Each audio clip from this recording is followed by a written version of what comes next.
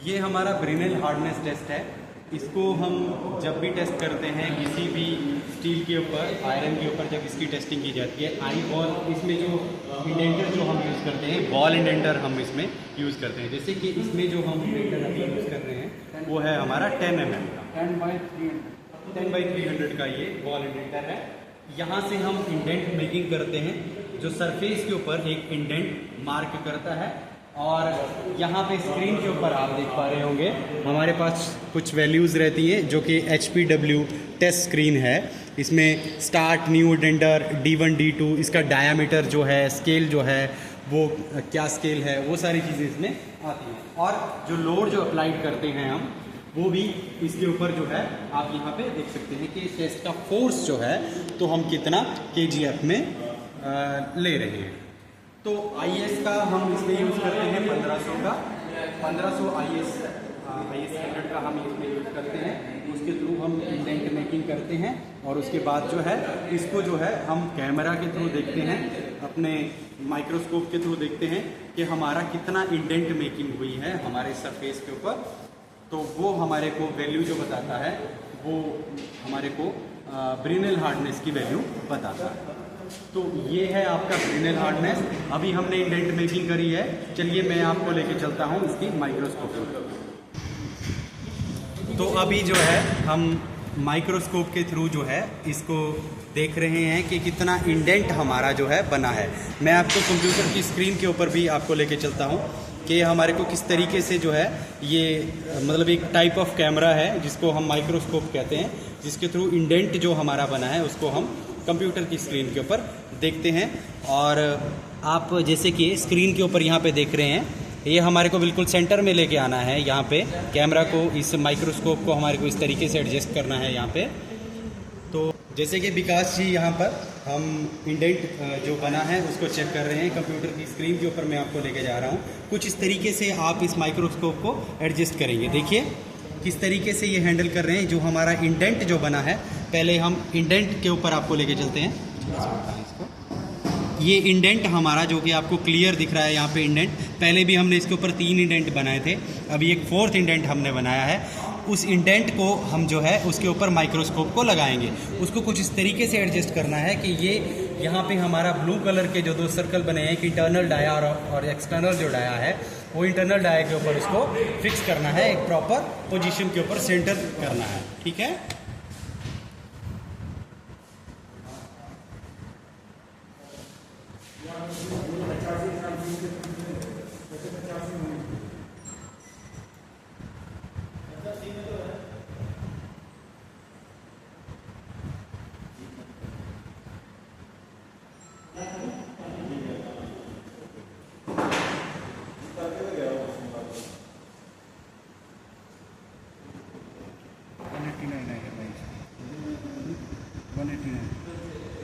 तो जैसे कि इसमें हमारे को ब्रिनेल हार्डनेस की जो वैल्यू आई है, HB से हम उसको डिनोट करते हैं, वो वैल्यू आ रही है हमारी 189, जिसका डायमीटर जो है, आप थोड़ा सा कैमरा को मैं क्लोज करके आपको बता रहा हूँ, इसका जो डायमीटर जो है इंडेंटेशन का जो रहता है वो है हमारा 4.38 इंडेंटेशन ये हमारा है। सीक्वेंस नंबर उसमें लिखा है।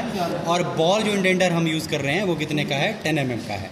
ठीक है, लोड इसमें आ रहा है 3000 kgf। ठीक है, तो इस तरीके से इसमें जो टाइम जो इंडेंटेशन में जब हमने यूज़ करा तो उसमें कितना टाइम लगा, 0.75 सेकेंड।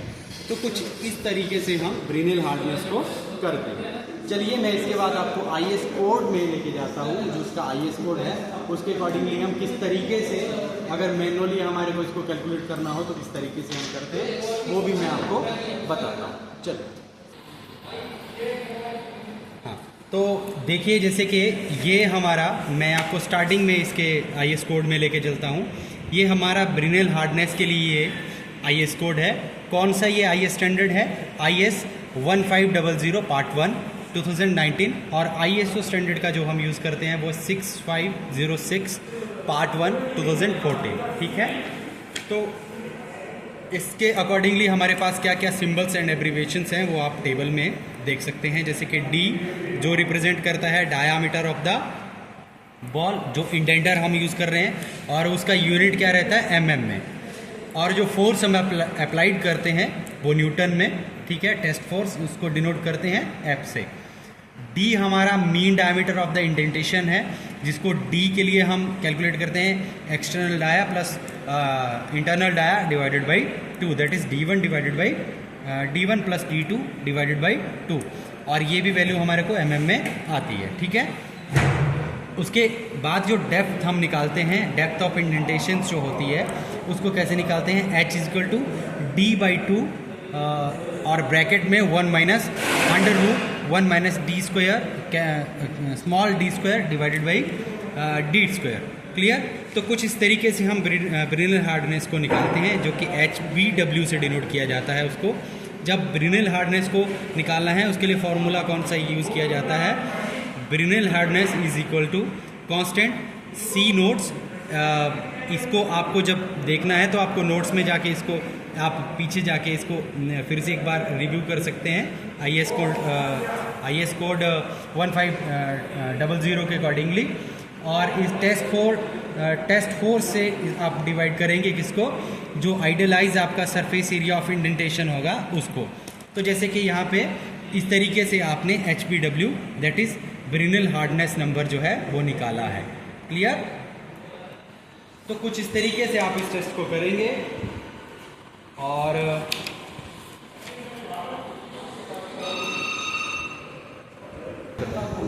तो ये था आपका ISO स्टैंडर्ड 150। यहाँ पे थोड़ा नॉइस ज़्यादा है क्योंकि हम एक मैकेनिकल टेस्टिंग में नीस्ट में आए हैं।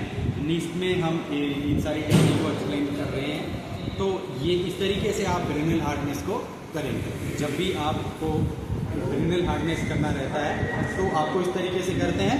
और मैं कुछ और चीज़ें आपको बताने की कोशिश करूँगा, जैसे कि अगर ब्रिनल हार्डनेस आप कर लेते हैं उसी के थ्रू जो है आप रॉकवेल हार्डनेस की भी वैल्यू निकाल सकते हैं, या आप निकाल सकते हैं आपकी जो विकर्स हार्डनेस है। तो तीनों को आप एक के थ्रू जो है कैलकुलेट करके बता सकते हैं एक चार्ट के थ्रू। चलिए मैं उस चार्ट में आपको लेके चलता हूँ। चलिए, तो ये आपका कन्वर्जन चार्ट है जिसके थ्रू जो है, जैसे कि मैंने आपको कहा कि अगर हमारे पास ब्रिनल हार्डनेस की वैल्यू आ जाती है तो उसी के थ्रू हम आपकी हार्डनेस की वैल्यू, जैसे कि विकर्स हार्डनेस है, आपका रॉकवेल हार्डनेस है, तो उन सब की वैल्यू आप कैलकुलेटर कर सकते हैं। तो देखिए, जैसे कि मैं आपको बता देता हूँ, जैसे कि यहाँ पे एक आपको ब्लू कलर की पट्टियाँ दिखेगी। ये ब्लू कलर की पट्टियाँ आपकी ब्रिनल हार्डनेस नंबर को दर्शा रही हैं। तो ब्रिनल हार्डनेस की जैसे हमारे पास वैल्यू आई थी 189 पॉइंट समथिंग, तो उसको मान लेते हैं 190। तो जैसे कि ब्रिनल हार्डनेस की हमारे पास वैल्यू आई 190, तो इसके अकॉर्डिंगली हमारे पास जो विकर्स हार्डनेस की जो वैल्यू आएगी वो आएगी 200, ठीक है। और वैसे ही करके, ऐसे करके हम आगे चलेंगे तो 640 जो है वो कौन सी वैल्यू आएगी हमारे पास आएगी रॉकवेल हार्डनेस की वैल्यू। क्लियर। तो कुछ इस तरीके से हम करते हैं अपने इस कन्वर्जन चार्ट का भी यूज़ करके हम ब्रिनल हार्डनेस के थ्रू ही रॉकवेल हार्डनेस और विकर्स हार्डनेस को भी निकाल सकते हैं। क्लियर। तो आज के लिए इतना ही। आई होप सो आपको ये वीडियो हेल्पफुल होगा, आप समझ पाएंगे किस तरीके से हम करते हैं ब्रिनल हार्डनेस। Thank you.